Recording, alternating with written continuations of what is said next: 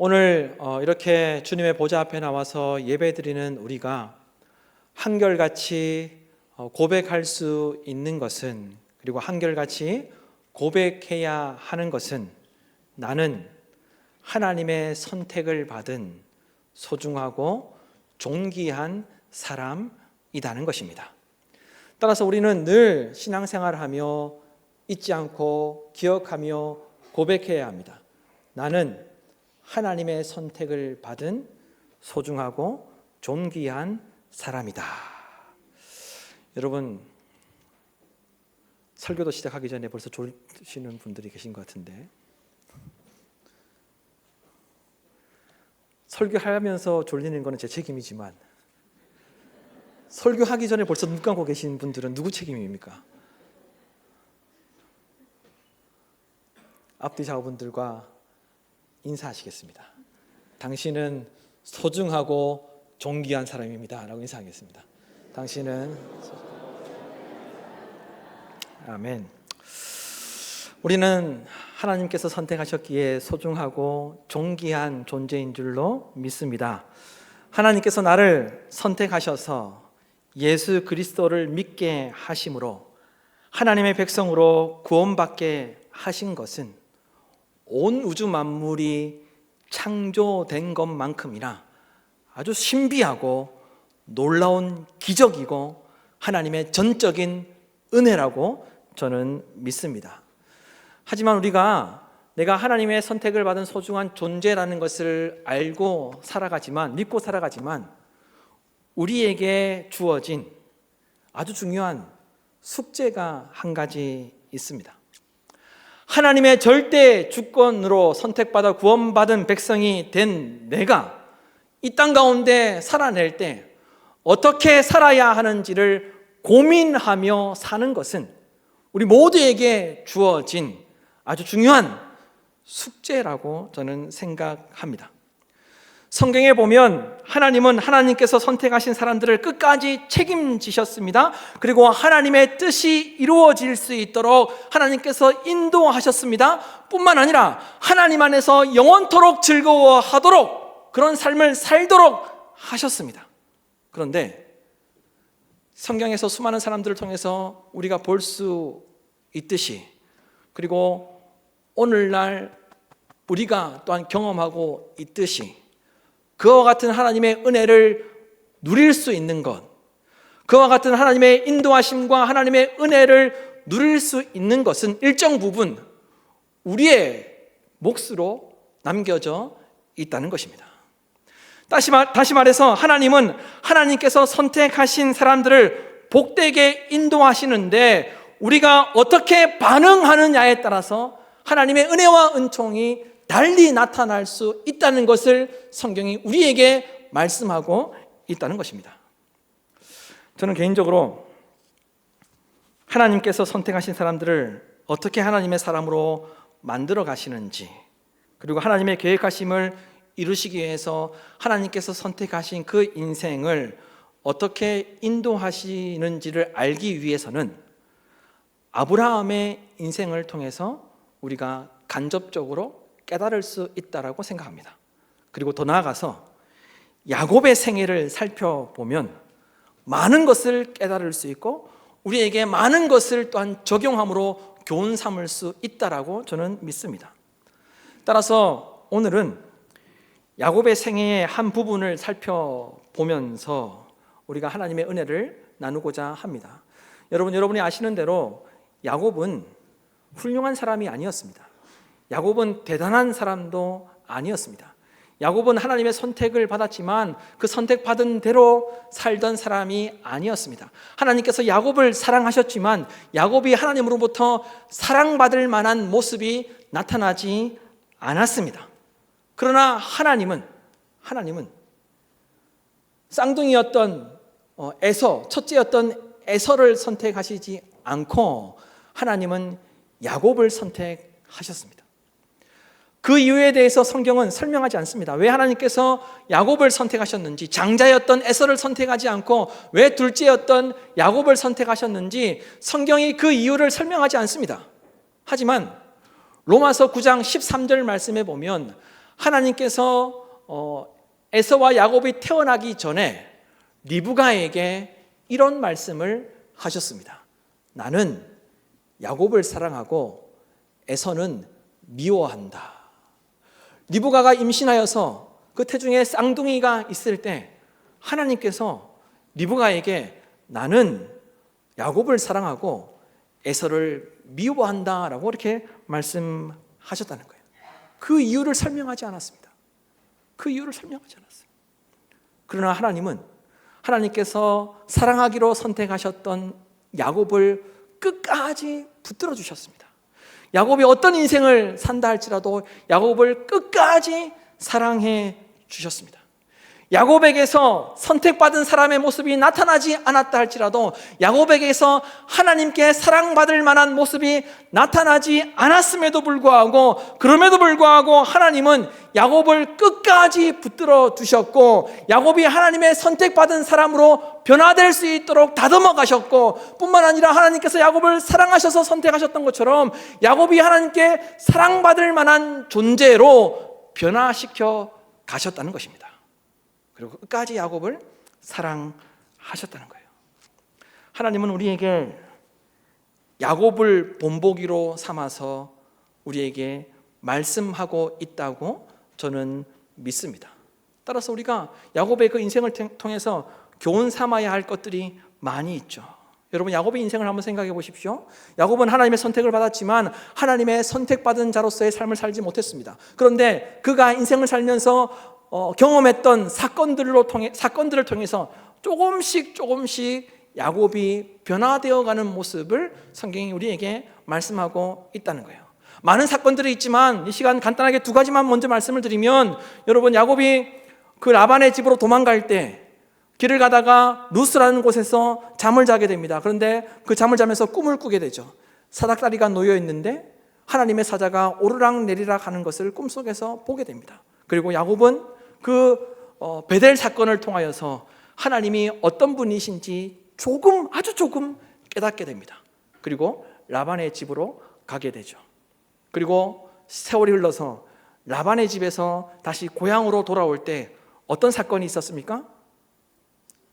약복나루에서 하나님의 사람과 씨름하게 되므로 인생의 완전한 터닝 포인트를 경험하게 되죠. 인생의 전환점을 경험하게 됩니다. 그래서 이 야곱은 약복나루의 그 사건을 통해서 조금 더 하나님의 사람으로, 하나님께서 선택하신 하나님의 백성으로, 하나님께서 사랑하시는 그 사랑대로 사랑받을 만한 존재로 조금씩 변화되어 가는 모습을 우리가 말씀을 통해서 확인할 수 있다는 것입니다.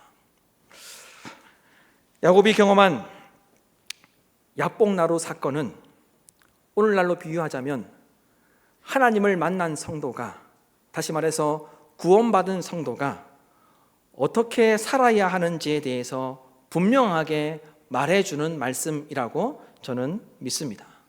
따라서 오늘 말씀을 통해 하나님의 선택을 받은 우리가 어떤 삶을 살아내어야 하는지 깊이 고민하고 간절히 바라기는 우리의 믿음과 우리의 삶이 하나님을 향하도록 바르게 세워지는 우리 목민의 모든 권속들이 될 수 있기를 주님의 이름으로 축복합니다. 따라서 여러분, 오늘 말씀을 통해서 우리가 첫 번째로 생각해야 될 것은 하나님의 선택을 받은 성도는 첫째로 신앙을 위해 삶의 터전이 견고하게 세워져야 한다는 겁니다. 내가 살아가는 삶의 터전이 하나님을 향하도록 세워져야 한다는 겁니다. 내가 삶을 살아가는 삶의 터전이 신앙을 위해, 하나님을 섬기도록 세워져야 한다는 겁니다. 여러분, 12절에서 17절 말씀이 조금 길지만 다시 한 번 더 한 목소리로 읽도록 하겠습니다. 에서가 이르되 우리가 떠나자.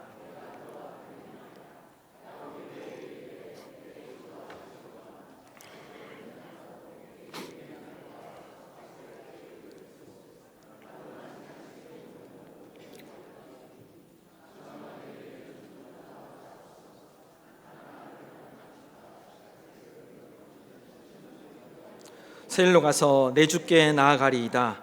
에서가 이르되 내가 내 종 몇 사람을 내게 머물게 하리라. 야곱이 이르되 어찌하여 그리하리이까? 나로 내 주께 은혜를 얻게 하소서 하매 이날에 에서는 세일로 돌아가고 야곱은 숫곳에 이르러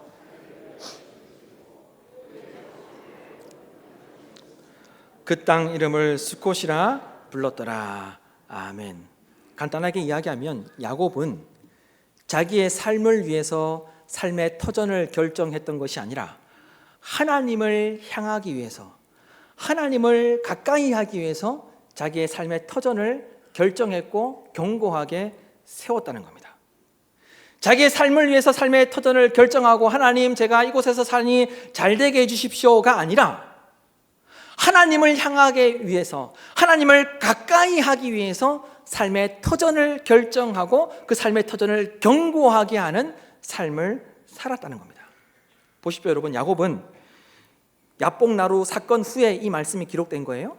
야복나루 사건 후에 하나님과 밤새도록 씨름하면서 허벅지 관절을 한 대 얻어맞게 됩니다. 그래서 그 허벅지 관절이 어긋나게 되죠. 그래서 야곱은 제대로 걸을 수가 없었습니다. 어쩌면 평생토록 이제 쩔뚝거리면서 살아야 하는 그런 인생이 되었을 수도 있습니다.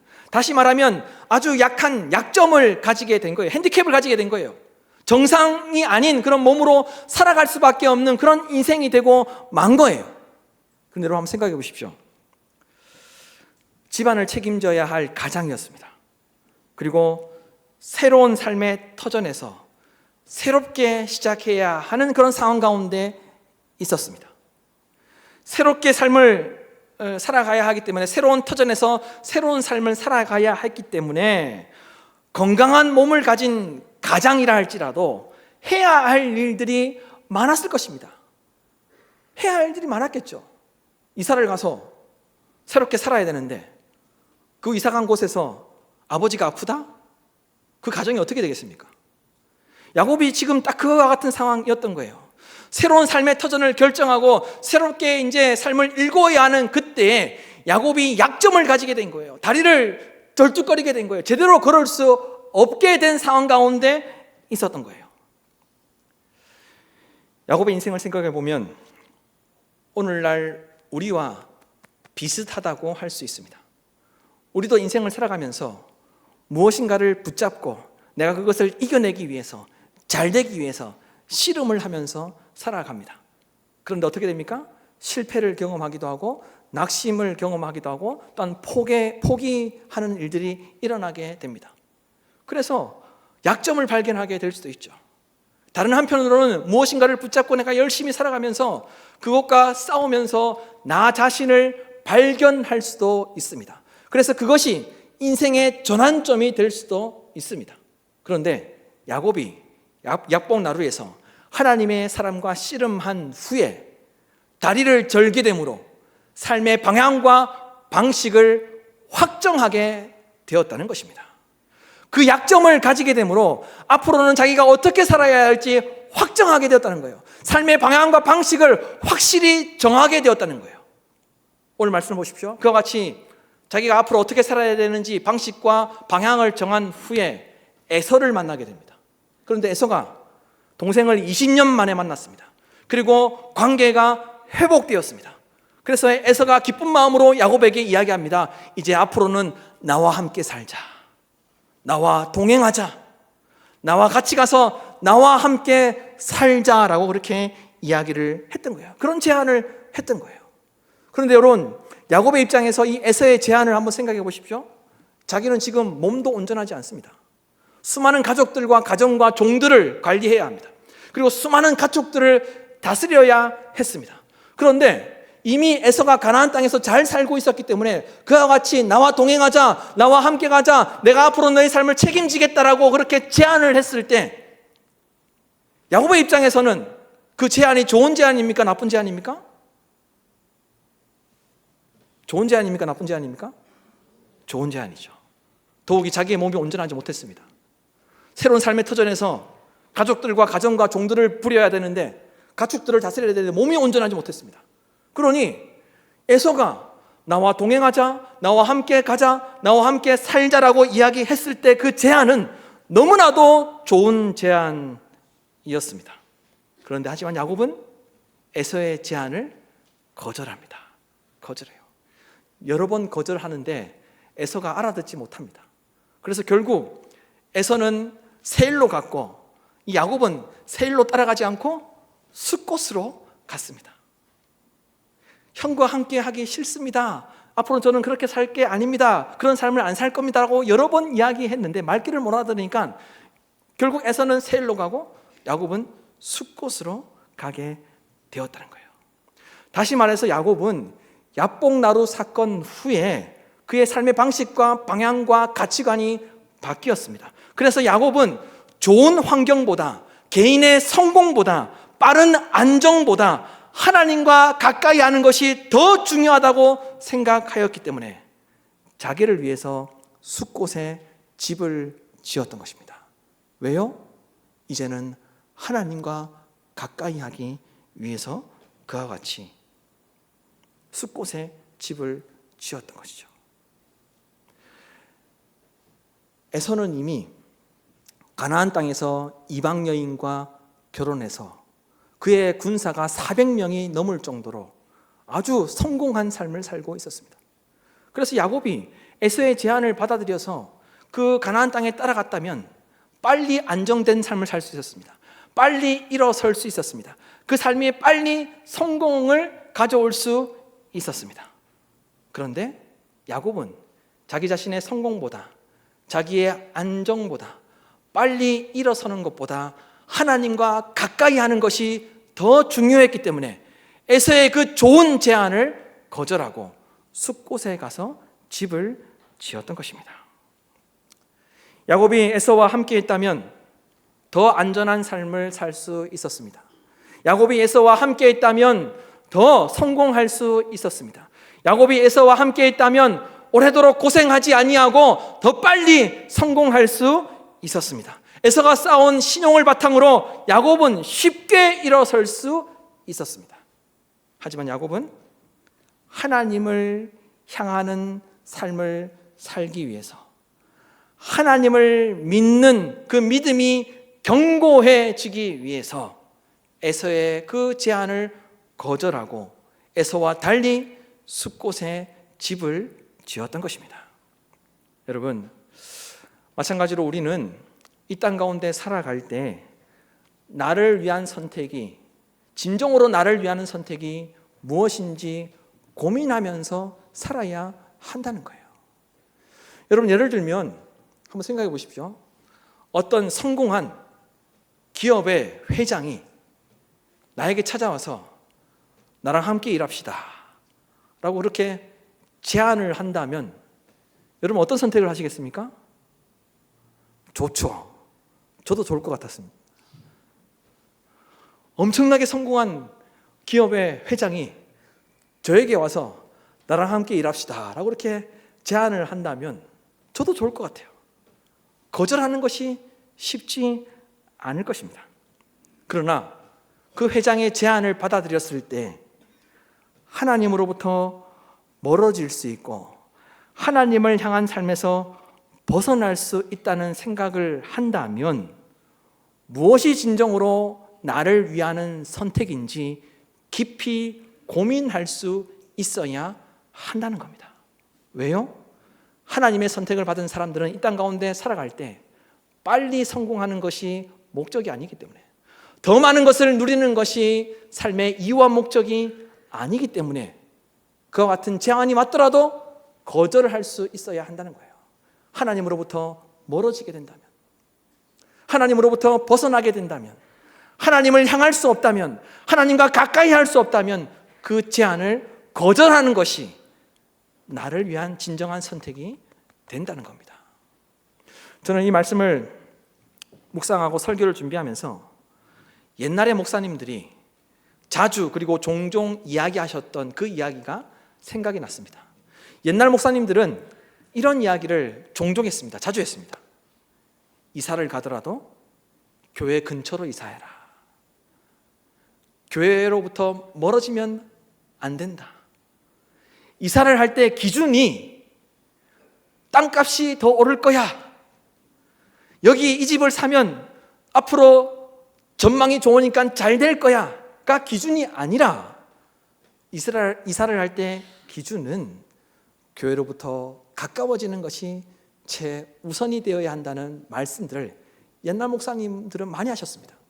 제가 설교를 준비하면서 그 옛날 목사님들이 하셨던 그 이야기가 생각이 나면서 그 목사님들의 그 말씀이 옳다는 생각을 할 수 있었습니다. 우리의 판단 기준은 하나님과 가까이 하는 것이 판단 기준이 되어야 한다는 거예요. 하나님으로부터 멀어지는 선택을 해서는 안 된다는 거예요. 아무리 나에게 좋은 제안이 온다 할지라도 더 빨리 성공하고 더 빨리 안정되고 더 빨리 일어서는 것이 목적이 아니기에 하나님과 가까이 하는 것이 기준이 되어서 그것을 선택하는 삶을 살아야 한다는 겁니다. 이것이 하나님의 선택을 받은 사람들의 삶과 믿음의 모습이라는 것입니다.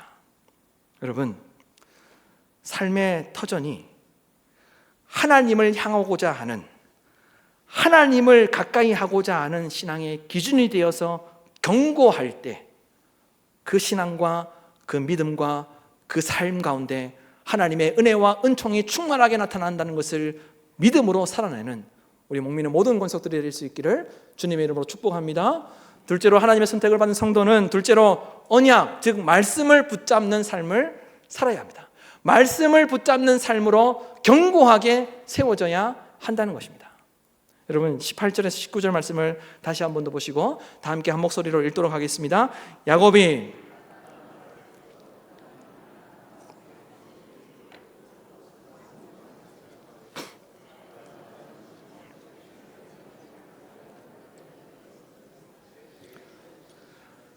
아멘. 얼마 후에 야곱은 숫곳에서 이동하여서 하람에 있는 바단 아람에서 가나안 땅 세겜으로 가게 되죠. 그런데 오늘 말씀은 분명하게 이야기하고 있습니다. 평안하게 야곱이 세겜 땅에 도착하게 되었다는 것을 이야기하고 있습니다. 에서와 동행하지 않았는데, 에서와 함께하지 않았는데, 400명 이상의 군사를 가진 에서가 지켜주지 않았는데, 야곱은 바단 아람에서 가나안 땅 세겜으로 갈 때 평안하게 그곳에 도착하게 되었습니다. 하나님을 향한 삶을 살고자 결단하였을 때, 하나님과 가까이 하기 위해서 에서와 함께하지 아니하고 따로 숲곳에 집을 지어서 살고자 하는 그런 결단이 야곱에게 있었을 때, 야곱이 가고자 했던 그 가나안 땅의 세겜에 갈 때 평안하게 갔다는 것입니다. 안전하게 갔다는 거예요. 야곱이 하나님을 향하여 하나님과 가까이 살겠다고 결단하여 숲곳의 삶의 터전을 확정하였을 때 야곱은 하나님께서 아브라함에게 약속하셨던 그 약속을 이루는데 평안하게 갈 수 있었습니다. 하나님께서 야곱을 통해서 야곱의 후손들에게 복을 주실 것이라고 말씀하셨던 그 땅에 이르는데 평안하게 야곱은 갔다는 거예요. 여기서 말하는 이 평안하다는 말은 샬렘이라는 그런 히브리어입니다. 위험의 요소가 전혀 없는 안전한 상태, 위험의 요소가 전혀 없는 온전한 상태를 의미하는 것입니다. 에서와 동행하지 않았지만, 에서가 지켜주지 않았지만, 하나님과 가까이 하고 하나님과 함께 하려고 했던 그 야곱의 인생을 하나님께서 지켜주셔서 야곱이 가나안 땅 세겜에 갈 때 평안하게 하나님의 약속이 이루어지는 인생이 되도록 하는데 평안한 삶을 살게 하셨다는 겁니다. 그런데 여러분, 야곱이 왜 세겜 땅을 샀을까요? 왜 야곱이 세겜 땅을 샀겠습니까? 창세기 33장 이후의 말씀을 보면 야곱이 다시 약속하셨던 베델로 이동하게 됩니다. 그런데 왜 야곱이 세겜 땅을 샀을까요? 아브라함이 하나님의 인도하심을 받아서 마침내 가나안 땅에 들어가게 됩니다. 그리고 아브라함이 마침내 가나안 땅에 들어갔을 때 창세기 12장 7절에 그곳에서 첫 제사를 드립니다. 첫 예배를 드립니다. 그 땅이 바로 세겜이었습니다. 그런데 아브라함이 이 세겜 땅에 들어가서 첫 예배를 드렸을 때 창세기 12장 7절 하반절 말씀에 보면 하나님께서 아브라함에게 이런 약속을 하십니다. 여호와께서 아브라함에게 나타나 이르시되 내가 이 땅을 내 자손에게 주리라 하신지라. 하나님의 약속이 있었던 거예요. 아브라함이 가나안 땅에 들어가 세겜에서 첫 제사를 드렸을 때 하나님께서 곧바로 아브라함에게 약속하셨습니다. 내가 이 땅을 내 자손에게 주리라. 그리고 세월이 흘렀습니다. 창세기 28장 4절 말씀해 보면 이 야곱이 형 에서를 속여서 라반의 집으로 도망가야 되는 상황이 나타나게 됩니다. 그때 이삭이 그 아들이었던 야곱에게 이렇게 축복합니다. 아브라함에게 허락하신 복을 내게 주시되 너와 함께 내 자손에게도 주사 하나님이 아브라함에게 주신 땅 곧 내가 거류하는 땅을 내가 차지하게 하시기를 원하노라. 쉽게 말하면 야곱이 세겜 땅을 샀던 이유는 약복나루 사건 후에 그가 삶을 살아가는 방식과 방향이 바뀌게 되었습니다. 하나님의 언약을 붙잡고 하나님의 말씀을 붙잡고 살고자 하였기 때문에, 그 세겜에 하나님의 약속이 있었기 때문에, 세겜 땅에 대한 아브라함에게 하신 약속이 있었기 때문에, 그리고 하나님께서 야곱에게 아브라함에게 줄 땅을 너에게 주겠다고 하신 하나님의 언약, 하나님의 말씀이 있었기 때문에 그 말씀을 붙잡고 사는 삶으로 변화되었기에 야곱이 세겜 땅을 샀던 것입니다. 하나님의 말씀대로 살기 위해서, 하나님의 말씀을 붙잡고 살아내고자 야곱은 하나님의 언약과 말씀을 기억하며 그 세겜 땅을 샀던 거예요. 야곱은 하나님의 언약, 하나님의 말씀을 붙잡고 살아야 살 수 있다는 것을 믿음으로 세겜 땅을 샀던 것입니다. 여러분, 하나님의 선택을 받은 하나님의 사람들에게 이 언약, 하나님의 말씀을 붙잡고 사는 것은 너무나도 중요합니다. 양보할 수 없는 일입니다. 타협할 수 없는 일입니다. 그래서 여호수아가 이스라엘 백성들에게 이렇게 이야기했죠. 이 율법책을 내 입에서 떠나지 말게 하며, 이 율법책을 내 입에서 떠나게 하지 말며 주야로 그것을 묵상하여 그 안에 기록된 대로 다 지켜 행하라. 그리하면 내 길이 평탄하게 될 것이며 내가 형통하리라. 하나님의 언약, 하나님의 말씀을 붙잡고 사는 인생에게 소망이 있다고 이야기하였습니다. 간절히 바라기는 어떤 환경 가운데 있다 할지라도 타협하지 아니하고 하나님의 언약, 하나님의 말씀을 기억하고 그 말씀대로 살아내므로 하나님께서 평탄케 하시는 은혜가, 하나님께서 형통케 하시는 은혜가 우리 목민의 모든 권속들 가운데 충만하게 나타나기를 주님의 이름으로 축복합니다. 마지막으로 하나님의 선택을 받은 성도는 셋째로 하나님의 크심을 고백하며 살아야 합니다. 내가 믿는 하나님이 어떤 분이신지를 고백하며 살아야 한다는 거예요. 여러분 20절 말씀을 보십시오. 20절 말씀을 다 함께 큰 목소리로 읽도록 하겠습니다. 거기에 제단을 쌓고 그 제단을 엘 엘로헤 이스라엘이라 불렀더라. 아멘. 야곱은 세겜에 제단을 쌓고 그 제단 이름을 엘로헤 이스라엘이라고 불렀습니다. 이 말은 하나님, 이스라엘의 하나님이라는 말이 아니라 이스라엘의 하나님이라는 그런 뜻입니다. 그런데 당시에 이 신이라는 존재 앞에 또다시 엘이라는 단어를 붙였다는 것은 가장 크시다는 것, 가장 위대하시다는 것, 이 땅의 그 모든 신들보다 가장 크신 최고의 신이라는 것을 표현할 때 사용되는 방법이었습니다. 따라서 야곱이 이와 같이 엘로의 이스라엘이라고 고백한 것은, 제단의 이름을 그렇게 붙인 것은 하나님은 가나안 땅의 모든 신들보다 가장 크시고 가장 위대한 분이라는 것을 야곱이 고백했다는 겁니다. 야곱은 자기가 믿는 하나님이 어떤 분이신지 분명하게 고백했습니다. 모든 것들을 주관하시고 모든 것들을 다스리시고 모든 것들을 통치하시고 모든 복을 주시는 가장 위대하시고 가장 크신 분이 하나님이라는 것을 야곱이 고백했다는 겁니다. 저와 여러분에게 이와 같은 믿음이 있기를 간절히 소망합니다. 여러분의 문제가 아무리 크다 할지라도, 내가 해결할 수 없는 그런 거대한 문제 앞에 서 있다 할지라도 하나님이 가장 크시고 하나님이 가장 위대하시고 그 어떤 누구보다 하나님이 전능하시다는 것을 믿음으로 살아내는 우리 목민의 모든 권속들이 될 수 있기를 주님의 이름으로 축복합니다. 근데 여러분, 여기에 더 중요한 것이 있습니다. 아브라함이 창세기 12장 1절에 세겜에서 제단을 쌓을 때 그 쌓았다는 히브리어는 바나라는 단어를 사용했습니다. 그런데 세월이 지나서 야곱이 다시 세겜의 제단을 쌓았다는 할 때는 히브리어 나차브가 사용되었습니다. 우리말에는 똑같이 쌓았다, 쌓는이라고 번역되었지만 히브리어는 완전히 다른 의미를 가지고 있습니다. 그리고 다음 주일에 내용을 조금 스포하자면 다음 주일에 창세기 35장을 나눌 터인데 35장에서 이 아브라함이 또 제단을 쌓습니다. 그런데 그때 쌓았다는 히브리어는 또 다릅니다. 또 달라요. 우리말 성경에는 쌓았다 똑같이 번역하는데 히브리어는 전혀 다른 단어를 사용하고 있다는 겁니다. 여러분 어떤 차이가 있을까요? 창세기 12장 7절에 아브라함이 쌓았던 첫 번째 쌓았던 그 쌓았다는 말은 그냥 짓다, 건물을 짓다는 의미가 있습니다. 그런데 야곱이 쌓았을 때 이 나차브는 도입하다, 재정하다, 확립하다는 그런 뜻이 있습니다. 어떤 차이가 있습니까?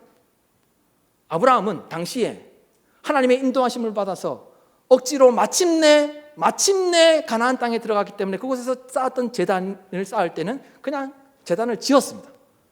그런데 야곱은 그 제단을 쌓는 것으로만 그쳤던 것이 아니라 자기가 믿는 하나님이 가장 크다는 것을 모든 사람들에게 알리고 확립하는 삶을 살았다는 거예요. 자기만 예배드리는 삶이 아니라 그 제단을 쌓음으로 엘로의 하나님이라고 불렀다는 것은, 쌓았다는 것은 하나님이 가장 위대하다는 것을 다른 사람들에게도 알리며 전파하며 또한 나누는 그런 삶을 살았다는 것입니다. 그리고 모든 후대가 하나님이 가장 위대한 하나님이라는 것을 알고 믿고 또한 삶을 살아가도록 만들었다, 확립했다는 그런 의미가 있다는 것입니다. 그리고 오늘 말씀에 이 불렀다는 이 말도 히브리어로 낭독하다, 외치다는 그런 뜻이 있습니다. 야곱은 하나님께서 가장 위대하시다, 하나님께서 가장 크시다는 것을 외치는 삶을 살았다는 거예요. 그의 삶을 통해서 그 야복나루 사건 이후에 하나님이 가장 크다는 것을 나타내는 그런 삶을 살았다는 것을 이야기하고 있습니다. 여러분은 하나님을 어떤 분으로 믿고 계십니까? 하나님에 대한 어떤 신앙을 가지고 있습니까? 정말 하나님이 엘로의 하나님이라는 것을 믿으십니까? 정말 하나님이 내 인생 가운데 엘로의 노시죠. 여러분의 이름도 한번 붙여보십시오. 엘로의 누구누구로 믿고 신앙생활하고 계십니까? 하나님께서 세상을 다스리시고 통치하시며 우리 인생까지도 주관하시고 측량할 수 없는 크심으로 위대한 하나님이시라는 것을 온전히 믿음으로 살아내는 우리 목민의 모든 권속들 되기를 간절히 소망합니다. 그 믿음과 그 삶이 하나님 앞에서 견고하게 세워지는 우리 목민의 모든 권속들이 되어서 하나님의 은혜와 은총을 충만하게 누리는 복된 인생들 다 되실 수 있기를 주님의 이름으로 축복합니다. 기도하겠습니다.